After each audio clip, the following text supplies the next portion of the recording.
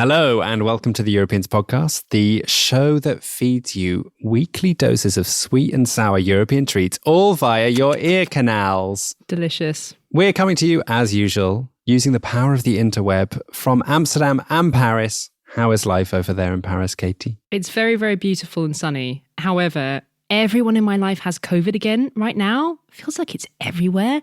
And in the midst of all this, I can only describe my tests as aggressively negative.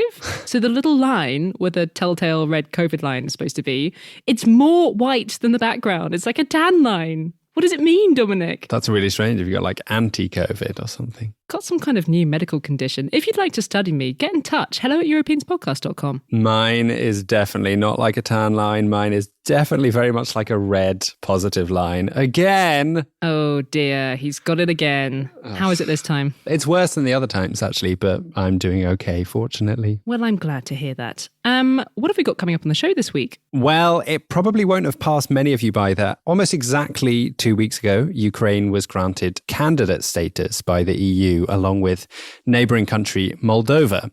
It was pretty big news in Europe and was seen as quite a hopeful moment for these two countries. But what exactly does it mean to have this candidate status, and how likely is it that these countries will actually ever become full members of the EU?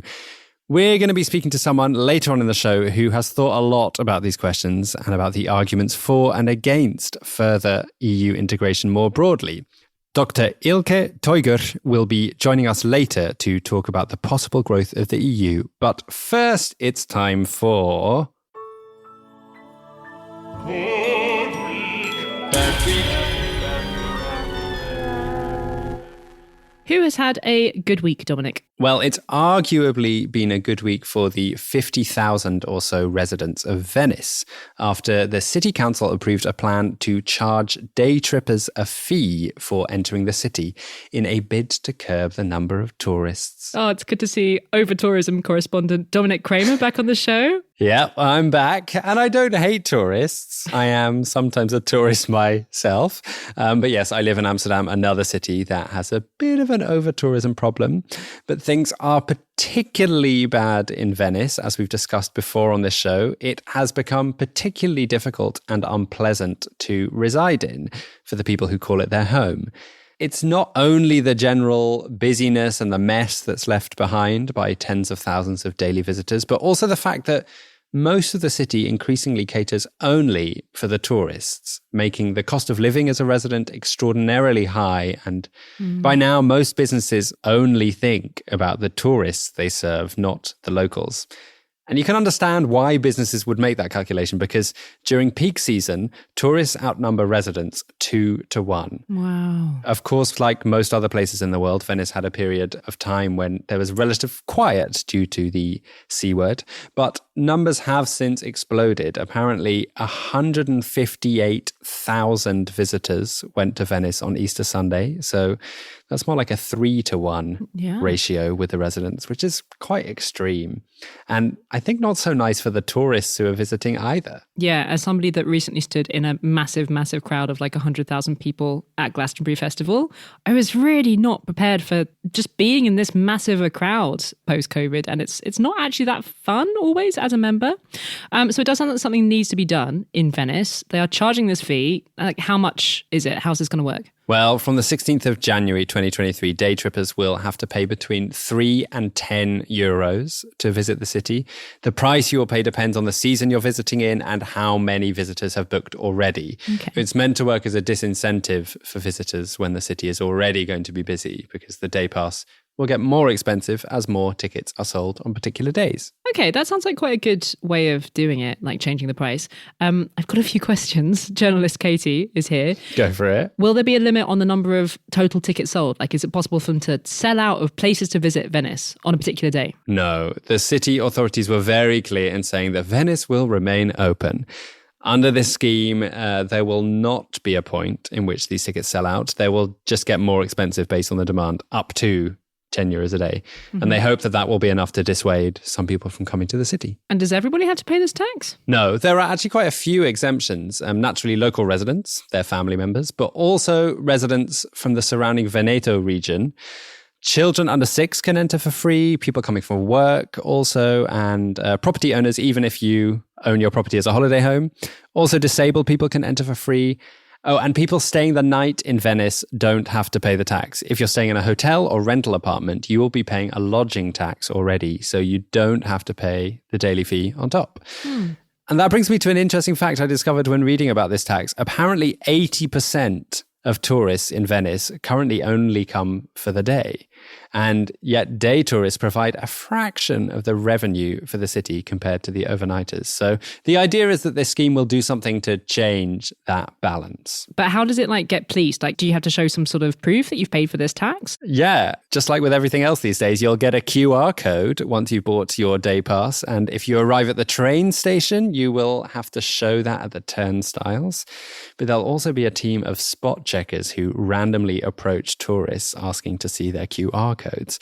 And you're probably going to want to get one, because if you get caught without a QR code, you will be fined between 50 and 300 euros. Ooh, quite a disincentive then. Yeah, I think so. And so what are they going to spend the money on? Well, at first it will be used to cover the startup costs, but the local finance chief said that he hoped it would eventually go towards footing the cleaning and maintenance bills for the city. I mean, that does feel right, doesn't it? The idea of the money going to pay for the impact of over-tourism. Yeah, I think so too. Is this a world first kind of scheme, or is this in place already somewhere else? Yeah, it's being billed as a world first, and the city authorities are acknowledging that it's a bit of an experiment, so some things might not work out at first, but we'll see. And whilst it's the first city with a scheme like this that's trying to reduce the numbers of tourists in a city, there are other schemes, in Italy even, that are trying to reduce tourists in areas such as national parks, beaches, or even islands. So it's not totally unheard of. And I know this is pretty new, but do we have any idea how local people in Venice are responding to this idea? Yeah, I wanted to know that too. So I got in touch with Elena Riu. Do you remember her? We interviewed her. Yes. Yeah, we interviewed her back on the show, The Tourists of Venice, back in September 2019.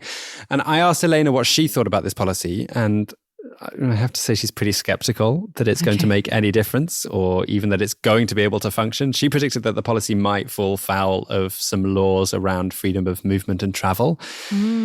She also cited that the many exemptions, including particularly for the people from the surrounding Veneto region, as one reason why she thinks it won't make much difference. And she's also worried about using a financial charge as a disincentive to travel to Venice. She points out that the public water bus is also going up in price from €7.50 to €9.50. And with these two policies combined, the danger is that Venice becomes a city that is more and more unfriendly to everyone other than those who have lots of money. And she said to me, quote, "A guest treated as a stupid money bag will likely behave even more rudely, feeling they are allowed to do what they want since they pay crazy money and have to plan their stay in advance." Stupid money bag. Yeah. So yeah, I'm sure there are different opinions amongst different residents, but if Elena is to go by, maybe it's not such a good week for Venice residents after all. Who's had a bad week, Katy? Well, we are sticking with the tourism theme for Bad Week. It is a tourism special, and I'm going to give it to Greece and Turkey because of a rather delicate row over the Aegean Sea, this very beautiful stretch of the Mediterranean between the two countries. And I'd just like to state for the record that I have visited both the islands of the Greek Aegean and the Turkish stretch of coastline facing them. They are both lovely. I'm not picking sides. Good. Okay, so is this a row about territory or who owns the sea or something? For once, no, or at least not directly. It's more about the word Aegean. And at the heart of it is this Turkish tourism campaign, or really a new term that the Turkish tourism authorities have coined, which is Turk-Aegean. So it's the words Turk and Aegean with no space between them. Turk-Aegean. And the tourism authorities are now encouraging foreign tourists to visit this stretch of the Turkish coast in videos in which you see the words Turk-Aegean, coast of happiness. And then lots of pictures of tourists laughing on the beach, having a lovely time. I have to confess that when I see this word, Turkagian, it doesn't really conjure the magic of the sparkling Aegean Sea for me. Like, I don't think it's an especially pretty slogan. No. It just looks like two words that have been smushed together. And I checked with my Turkish friend Neslihan that I'm not missing like a pun in Turkish or something. And I'm not. Thank you, Neslihan, for checking that with me. But for the Greek authorities, this new word, Turkagian, they are really mad about it, because they're interpreting it basically as a Turkish expression of ownership. If you assume that the Turkish Tourism Board has completely innocent intentions here, you could read this Turkagian campaign as simply inviting people to, come and visit the part of Turkey that faces the Aegean Sea. But the way that the Greek government sees it, it could be read as an assertion that the wider Aegean Sea is Turkish or should be Turkish. But I was quite surprised to see that some of these tourism promo videos under this Turkagian slogan, they've actually been online for a year already. But this row has really only blown up properly in the past week or so. And that is because it now turns out that the Turkish government has successfully trademarked the term Turkagian in the EU itself with the EU's Intellectual Property Office. So they've managed to get legal approval to use this term that the Greeks don't like within the EU. Oh dear. Mm-hmm. A portmanteau crisis. Indeed. How come Greece didn't complain about this sooner and stop Turkey getting the trademark? That is currently unclear, but it's pretty embarrassing for the Greek government. Apparently they just didn't realize this was happening, and now it's too late. The Prime Minister, Kyriakos Mitsotakis, was quoted in the Guardian newspaper as saying, "Some people quite simply didn't do their job well." Ooh. The Greek government is now awkwardly planning legal action to challenge it after the fact, but they're getting loads of criticism from opposition parties for not stopping this before it was approved as a trademark. I guess I still find it a bit difficult to understand why it's so bad, like why Greece are so upset about this. I think you have to look at it from the context of beef between Greece and Turkey over this sea going back a really long time. So when you read angry tweets about this, a lot of them, it has to be said, from Greeks of a nationalist bent, although not always. They really feel like the Aegean Sea is culturally and politically Greek. I mean, the name comes from Aegis, right? The king of Theseus, who was the founder of Athens. And the islands in the sea, if you look at the map, almost all of these islands, even the ones very, very close to the Turkish coastline, are Greek islands, like Lesbos and Samos. These islands are right up next to Turkey, but they belong to Greece. And as so often with this kind of geography, when you've got countries with a sea border and a deep, deep history of rivalry and conflict, this sea and what happens in it have been a major source of friction between Greece and Turkey over the past half century or so. Things like where exactly the sea borders are, who has the right to fish where. There have even been a couple of cases since the 80s where Greece and Turkey have found themselves on the brink of war over the Aegean. And over the last few years, the stakes have really been upped because there's thought to be a fair amount of oil and gas a bit further away, nearer to Cyprus in the eastern Mediterranean. And loads of countries, including Middle Eastern ones actually, could potentially lay a claim to those resources. But Erdogan, the Turkish president, he in particular really has his eye on these fossil fuels. He's made no secret of that. And Turkey has been exploring for fossil fuels in these waters, much to Greece's annoyance. I mean, the whole thing is probably really pointless anyway, because in a few years, hopefully fossil fuels won't be worth investing in anyway. But that aside, I mean, there's also been loads of tension recently over allegations from Turkey that Greece is building up way too much military firepower on Aegean islands like Lesbos and Chios, very, very near the Turkish coast. And in his speeches, Erdogan, he keeps making references to the Greek-Turkish war 100 years ago, a war that Greece happened to lose. And Erdogan keeps hinting that Greece shouldn't be spoiling for a fight right now. And these are NATO allies that we're talking about. So, I don't know. I mean, it's absolutely not my place to assign more blame to one side than the other in these tensions escalating. I have no wish to unleash an avalanche of angry tweets from either side. But it's actually quite a scary situation. I don't want to give you yet another thing to worry about, but I've been reading some posts by military analysts who suggest that we could be heading for some kind of military confrontation in the Aegean between Greece and Turkey, possibly an accidental confrontation. And it makes me really sad because something I was reminded of while reading about this Turk-Aegean row is just how much shared culture and history there is on both sides of this water. This whole region has changed hands so many times in our history. Yes, it's named after Aegis, who was a Greek, but under the Ottoman Empire, islands like Kos were Ottoman, and now they're Greek again. The point being that, there've always been large movements of people and culture crossing the sea. They have loads of things in common, everything from food to music to the amazing ancient Greek architecture that you can find on the Turkish side in places like Ephesus. So yeah, it's perhaps slightly simplistic for me to finish by saying, can't we all just get along, guys? But I really wish we could all just get along. Because if there's one thing that we really don't need in Europe right now, it is another military confrontation. So work it out, please, Greek and Turkish politicians. And in the meantime, do go and visit all of the Aegean. It's a very lovely place. Yeah, let's not have the first war started based on a portmanteau. Please. Thank you, as ever, to the wonderful listeners who are giving a bit of their heart and dosh to the podcast to keep us going. It genuinely moves me when I think about it, about how so many kind people are parting with some of their money to help us keep bringing this show to your ears. There are a number of ways you can support us. Most people give us a monthly donation through the website Patreon. So you can head to patreon.com/Europeans podcast and donate from there. But if for any reason you don't want to use Patreon, you can also just make a one-off donation via our website. Head to europeanspodcast.com, where you'll see a big yellow button that's resting on Katy's pink-shirted shoulder and says, support us. Yeah. I kind of want to replace it with a parrot so I look like a pirate. This week, a special shout out to our latest Patreon supporter, Daniela Schumann. Thanks so much, Daniela.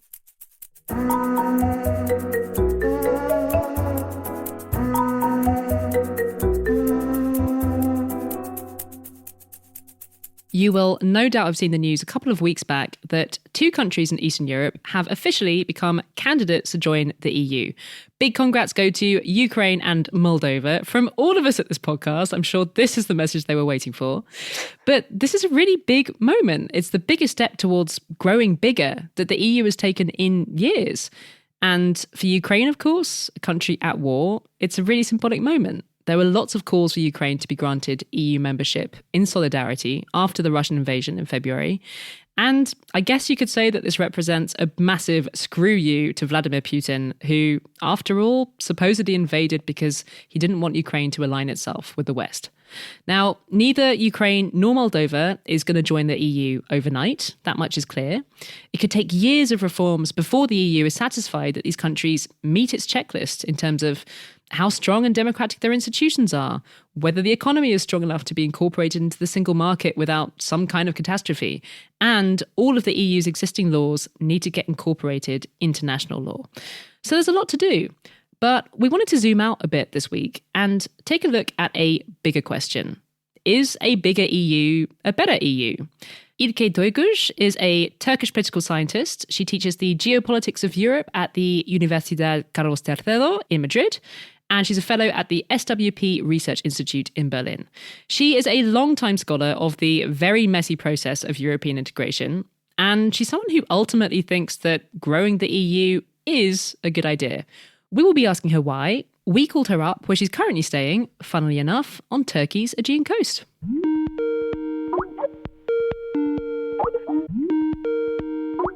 Joining the EU means a huge amount of change for how a country operates.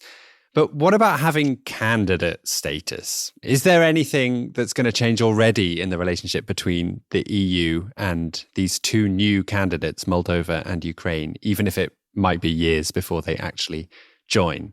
I think the candidate status is quite a new state of mind for these countries. I think even if they know they are not going to become members rather soon. I, for example, watched the Ukrainian parliament bringing the EU flag to the parliament basically with tears. So I can see that very clearly that this is the change of state of mind. I personally think that the candidate status matters a lot, even if the road to membership will take forever. How far away from being ready do you think Ukraine and Moldova are? And does it matter if they're not ready? Well, at this moment, we all know that they are quite far. Ukraine is a country at war, and it will definitely need lots of reforms and reconstruction, because normally when we are talking about candidate countries, we talk about reforms, right? This time we are talking about ending a war, which we basically don't know when it will end, reconstruction and reform for getting ready for becoming members all at the same time. It is also quite similar for Moldova. For me, it doesn't even matter at this moment if they are ready. No country was necessarily ready perfectly in the last years when we think about the final rounds of enlargement. The issue is the EU is hopefully ready to rethink its enlargement policy and move ahead with all these countries. So you say hopefully, and you've argued in the past that enlargement is good for the EU and that it's in the EU's strategic interest to get bigger. I was wondering if you could tell us a bit about what makes you think that. I'm an EU scholar. Now, we all know the EU in its current shape and form does not necessarily perfectly function, and there are many issues related to decision-making mechanisms. So when you defend adding more countries to that, it sounds even more crazy, no, isn't it? But the thing is, for me, there is one very clear idea that I keep on underlining. The EU has the necessity to guarantee cooperation and integration in the wider Europe. So the way to do it could be open to discussion, but the need to do it is quite clear for me. And for the last decades, the best foreign policy tool the EU had was the enlargement policy.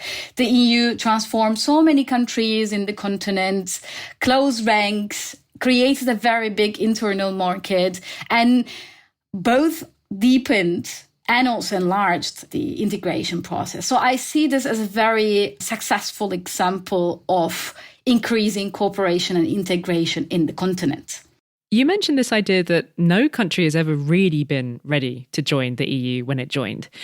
What do you say to people who are critical of the more recent enlargements of the EU that saw poorer countries join, maybe countries that still have a pretty serious problem with corruption? Would you still say the EU is better off having got bigger? One of the key arguments that anti-enlargement people use in general is that the last enlargement waves did not necessarily bring stability and better cooperation to the continent, but kind of internalized various problems. And there is a truth to that. This is why I generally claim that the EU enlargement or the discussions related to enlargement should go hand in hand with reforms in the EU and the rethinking of the EU, so that we can kind of secure better relationship in the future. It is clear that there were rather problematic issues related to the countries that have become members of the EU in the last enlargements.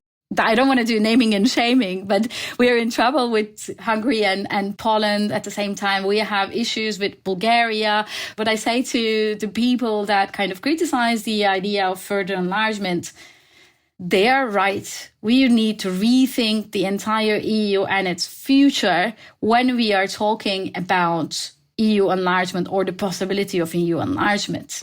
Our producer Wojciech was just in Georgia reporting a story for us. And when we were chatting about Georgia possibly becoming an EU candidate, he said that there are things that a lot of Georgians he met really wouldn't like about EU membership, like all the red tape. And he also wondered if, with the way the economy is set up, if Georgia joining the EU would just result in loads of Westerners coming in and basically taking over the economy.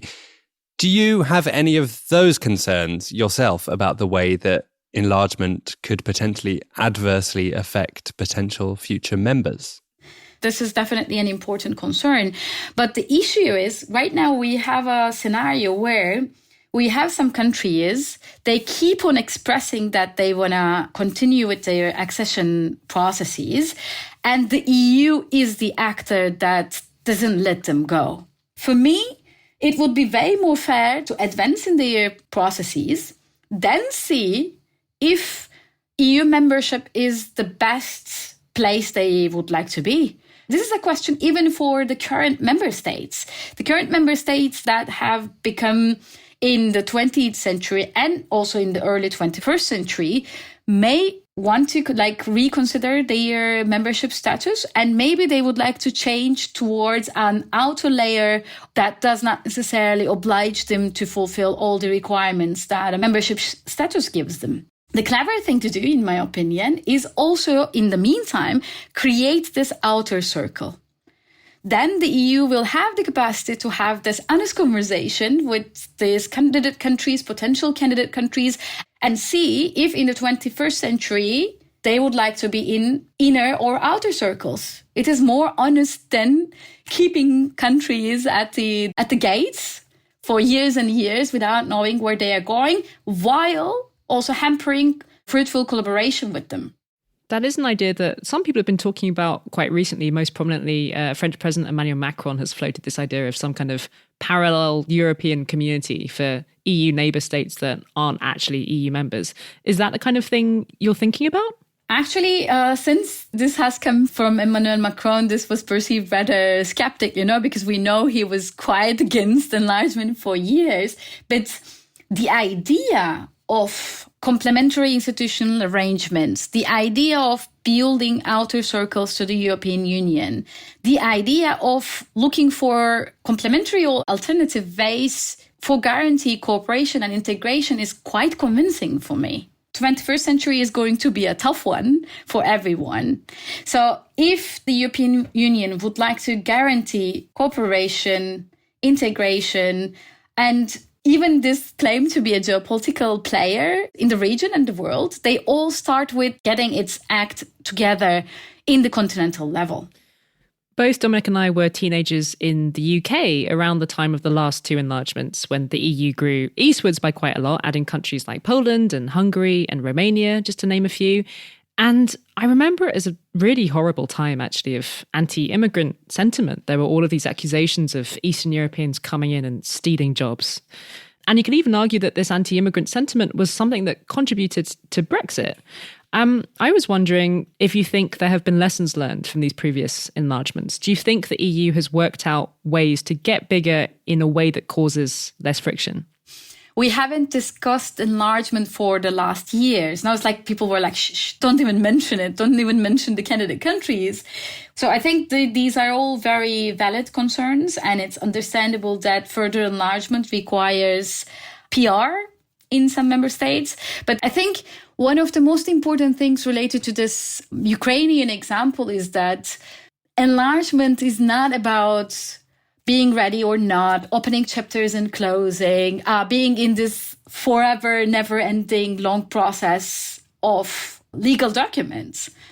It is about Europeanness. It is about securing peace and cooperation in the continent. For me, like the Ukrainian application to the EU reminded us all once again, the European Union is the guarantor of peace, security and stability of the continent. This sounds quite rainbowy and butterfly-y, clearly, but I think it is important for the EU citizens to understand or to see these things that way, and for the decision makers to explain things very openly and honestly to their citizens when it comes to hurdles and costs that will be carried out for these countries to become stable again and to become maybe EU member states in the future again. You happen to be from a country that has had candidate status for a really, really long time. Turkey applied to join first in 1987 when the EU wasn't even called the EU yet. And it doesn't feel like relations between Turkey and the EU have been great in recent years. Is there any appetite left on either side for this actually happening? Yes and no. I think there is an important rising anti-Western sentiments in the Turkish society, and various, both public opinion and the leaders in the European Union don't even recognize Turkey as a candidate country anymore. And the accession negotiations are officially frozen since 2018. So when you look from this perspective, there is no appetite. But then there is also yes, because I have seen personally many people defending belonging to Europe very fiercely in Turkey, and also confessing various EU decision makers that EU has the obligation to cooperate, coordinate with Turkey in various policy areas. So they were also aware that like even if they kind of ended Turkey's candidacy process in the near future, they need to replace it with a well-functioning institutional framework for securing cooperation. So for me, beyond all these frustration and bad taste in both sides, there's a certain need for finding a way forward in Turkey-EU relations. We have been mostly talking about enlarging the EU today, but the international body that looks most likely to enlarge in the immediate future is NATO. Turkey lifted their veto at the end of June, meaning that Finland and Sweden have been invited to become full members of this military alliance in the wake of Russia's attack on Ukraine. Do you think that NATO enlargement is more geopolitically important, perhaps, than the enlargement of the EU, or not?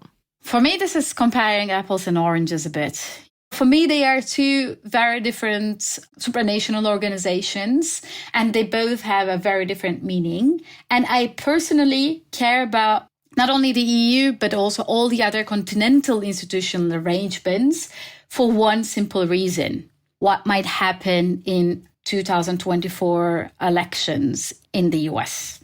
Not that I want to talk about gloomy and doomy stories or scenarios here, but the thing is, I think that the European Union and all the countries in the European continent have the responsibility to think and rethink about their future in case something Trumpy happens again.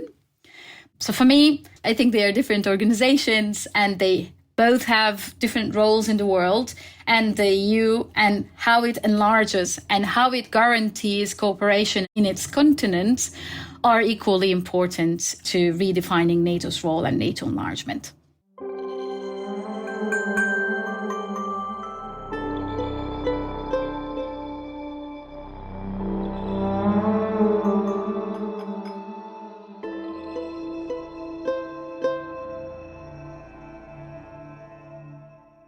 Whether you are a Europe nerd like me and Dominic, or just someone who wants to be a bit better informed about how democracy works on this continent, you should follow Ilke on Twitter. She is there at Ilke Toygür, and you'll find a link in the show notes.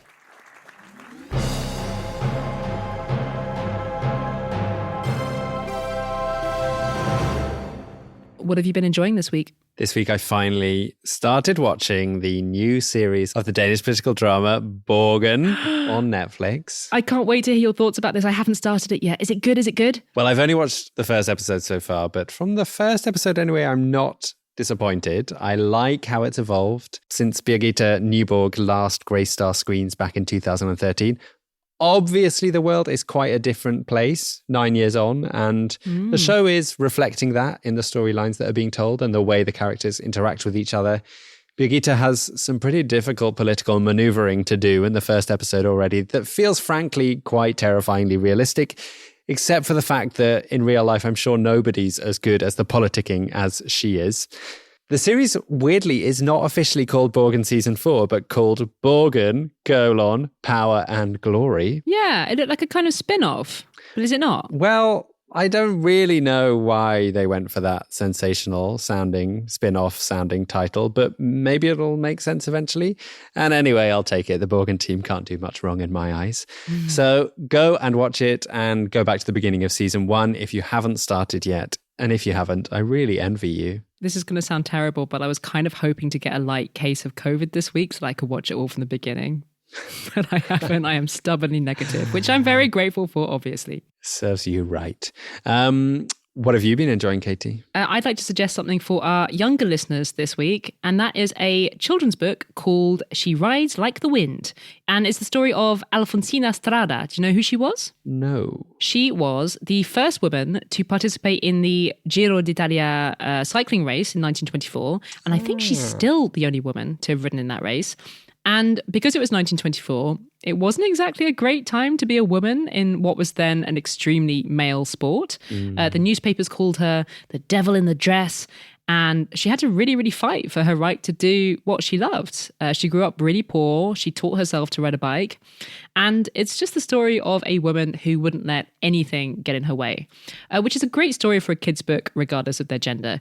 It's by Joan Negrescoro, who is a really wonderful illustrator from Barcelona. He has this really, really fun graphical style, this really gorgeous, bright color palette.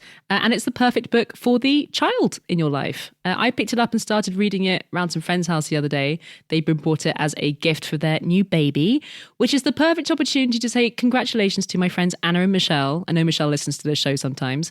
They have just welcomed a beautiful Euro baby, Dominic, half German, half Italian. Aww. Welcome to the world, little thing. Welcome, Filippo. He's not quite old enough to listen to this podcast, but welcome anyway. He can listen back in 20 years' time. Still be extremely relevant. Of course. When we're all living underwater in the west of Europe. Yay.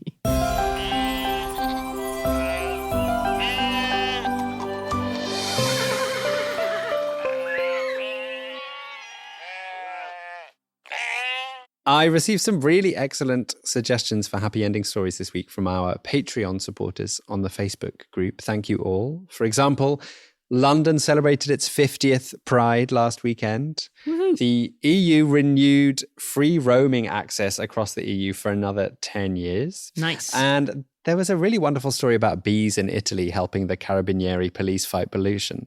Ah. Bizarre, but true, apparently. But in the end, I went with a sexy happy ending for you all this week.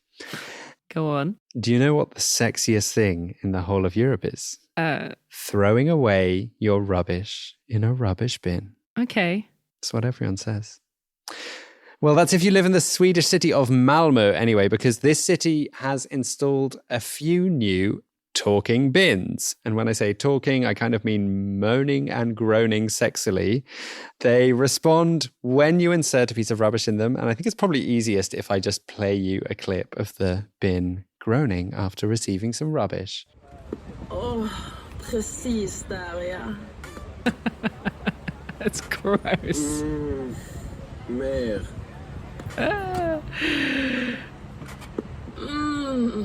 Tack.